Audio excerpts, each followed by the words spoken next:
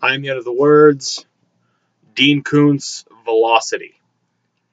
And just to get right to the point here, unlike this book, there was a lot of beating around the bush. There was a lot of forcefully altering story so we didn't know a certain detail. And it was apparent, it was clear.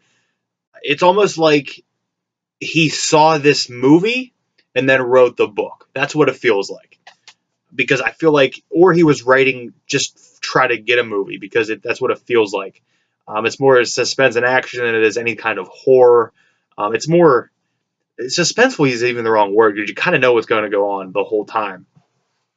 But basically, a story of a bartender whose wife is in a coma. He goes and visits her, takes care of her, but we don't learn how she went in the coma for 150, 200 pages. He finds a note under his windshield wiper saying, "If you do this, if you take this note to the cops, I'll kill a woman." It's right on the back here. If you take this note to the police, if you don't take this note to the police, I will kill a lovely blonde school teacher. If you do, I will instead kill an elderly woman active in charity work. You have 6 hours to decide. The choice is yours. And then a game ensues where he kind of goes to his buddy who's a cop, but kind of goes to him as a friend. It doesn't work. He ends up killing a blonde school teacher. Basically, it'd be vaudeville if vaudeville wasn't funny.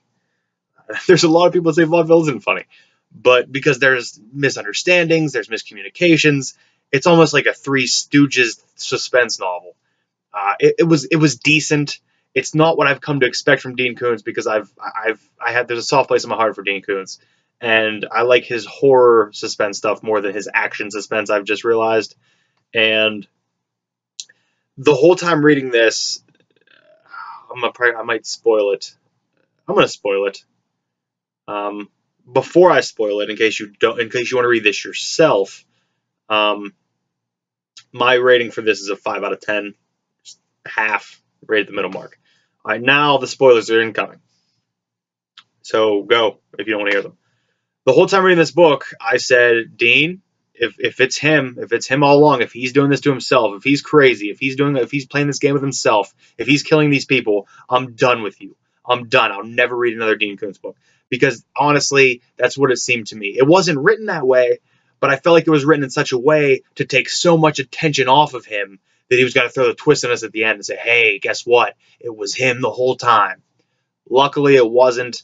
Although the person who it was came out of left field. It felt forced a bit. It felt like he had no ending and he wrote himself into a corner and then just shimmied his way out of it. Not great. I wouldn't even say good. It's good. It's good while you're reading it. You're not going to appreciate it when it's done. You might not appreciate it towards the end either.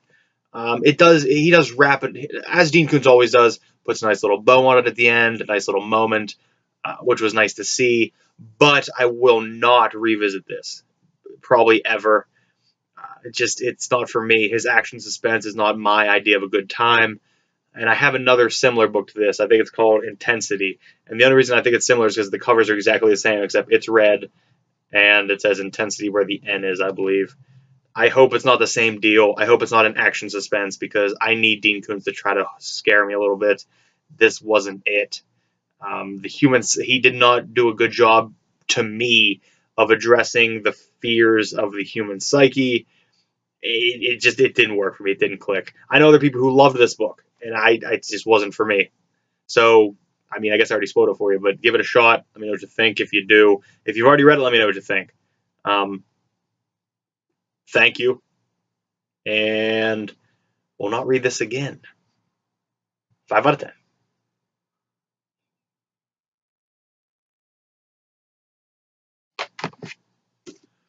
Oh, missed it.